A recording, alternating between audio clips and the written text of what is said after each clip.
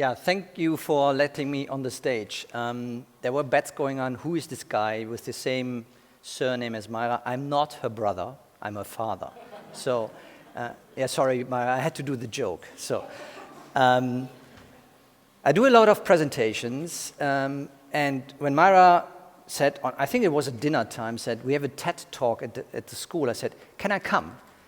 And unfortunately, he said, I will try it out. And here I am. So this is my first TED Talk about a topic which is really pressing, I think, currently, also in my life. So I have chosen one topic which is day in, day out my life, because I'm working for utilities since 2 decades already.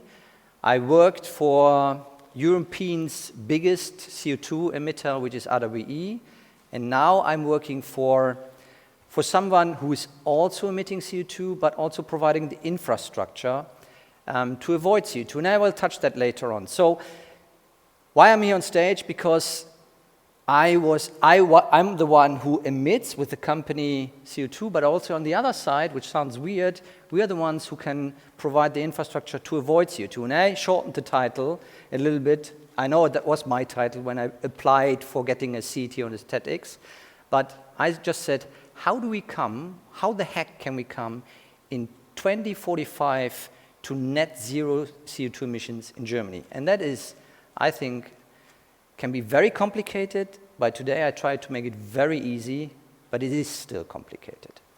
So why should we bother about the question? It's simple, but also hefty, because you see here, CO2 leads to global warming, and global warming causes climate change, and climate change causes instability. Probably you see that already. Webster's gone. Probably he has also discussed it with his friends. You see it on different levels, different countries, and people react on that very differently. Because people react like with their primal instincts. Either they fight, they flight, or they freeze. Which means in Germany we have a lot of fights going on against the problem. People are gluing on the street. In Berlin, in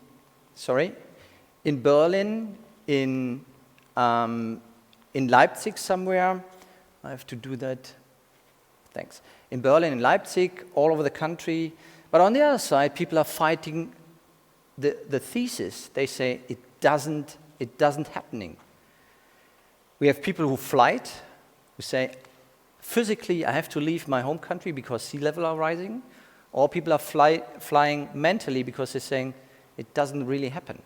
Or we have people freezing, say, I can't do anything, so I stay where I am, mentally or physically. Why should we bother? I think you can read a lot of stuff about it. I brought one which I think is very nice to see, also very convincing to see. Is it really happening? My short answer is it is happening. You see here a NASA related data where it says over the last couple of decades what happens to global temperatures. It is increasing. And here it starts with global warming, with instability. Why should we then, where does it come from? The very simple answer is humanity found fire, and humanity controlled fire. Not in that way, you can do that still, but we do this in this way. We controlled fire in a huge, huge way, because all these power plants are nothing else than huge combustion engines, and which emits, and this is not CO2 which comes out of the chimneys, it is just water. But with it, CO2 comes along. So the real reason is we control fire in a huge way. And now turning into what is actually Germany's problem. How much fire do we use in Germany? This is an odd number, 3,300 terawatt hours. Who has a clue what that number means? Myra, you should raise your hand. Now, I try to translate it. 1 terawatt hour is 1 billion kilowatt hours. Doesn't tell you anything. But 1 kilowatt hour can cook a dinner for 4 people. So if you translate 3,300 terawatt hours, we can cook for whole Germany inhabitants for 110 years dinners. And that is something we use in 1 year. So it's a huge amount of energy. But the problem is not the amount of energy we use. The problem is how do we come to that energy? And mainly it's based on fossil fuels, which you see here or here.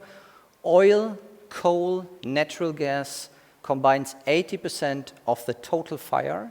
And 20% is something else, which you might not like as well, which was nuclear power stations or nuclear until April this year. And the rest is renewables. So the German national engine is running on oil, gas, and coal, which we have to change. Because if you count it up, it is that what we're using for. 1/3 for electricity, 1/4 for electricity, 1/4 for mobility, and you might not know the biggest amount is heating. Today we are heated by the summer, but from November or even October until March, we heat our homes, and that eats up 50% of the total energy in Germany, which you might not know because everybody's talking about electricity generation. That's not the biggest problem. It is the heating sector. So that translates into 700 million tons of CO2. How much is 700 million tons of CO2 in terms of worldwide CO2 emissions? 2%. So it's just 2% of total world emissions, which counts for Germany, which doesn't matter, to be honest, because if we don't solve the problem, others won't do as well. But not necessarily we have to start, but we are on the way to get that number down. And that number has to come down by 2045 to zero, to net zero. So the billion-dollar question, the billion-euro questions, how do we come to this net zero? And that can be very complicated, and you read it all day, all night long in newspapers. I try to burn it down or boil it down to 3 dimensions, which is rule, build, act. And all 3 dimensions is rule by politicians, build is a technical issue, and act, that's you and me. Because we are the ones who have to accept the ruling and the technical buildings. Let's dive into the ruling. Who rules? I think that's very simple in Germany, Deutscher Bundestag. Yeah, we are electing guys who sets the rule, and that's the main task of politicians, to set the frame. I would eat up the whole day to discuss what are currently the targets in Germany. There are plenty of targets. I can tell you one, which is very, very, let's say, rule setting for us as a utility. We have to become, by 2030, 80% of German electricity generation has to come out of renewables. Today it's 47%. So which means we have to go the way still for the next 30%. We took already roughly 30 years to come to 47%. So we have only roughly 6.5 years left, according to the ruling, to reach the next 30%, which is a huge task. And I don't want to advertise here, but we need people in our company to do that, to help us to reach the target. Coming back, so a lot of targets. If I would boil it down, what targets do we need? We need things which are clear. That one is very clear. Which are long-term. That is always something which happens to be shaky in Germany, because the next government will probably change it or will accelerate. That makes it very difficult, and why, I explain it in the next section when I talk about the technical issues. It has to be ambitious. I would say this one is really ambitious, and it has to be reliable, which means we as company, we as society can stick to it for a long, long time. And why time is important can answer the technical issue or the technical dimension. I don't want to go to the numbers, but you see the blinking X, the blinking multipliers. The number behind the multiplier is the multiplier which we need today to reach the target I'm just mentioning, the 80% target, which means we need 3 times more onshore wind compared to today. We need 16 million heat pumps. We need 10 times more PV solar systems, and we need 285 times more electric cars than currently on the streets to reach climate neutrality in 2045, and the other one also pointing to 2045. Is that possible? Do we have the technical, let's say, setup on place? Yes, we have. We have all the techniques here. We install already on and offshore wind. We install a lot of PV.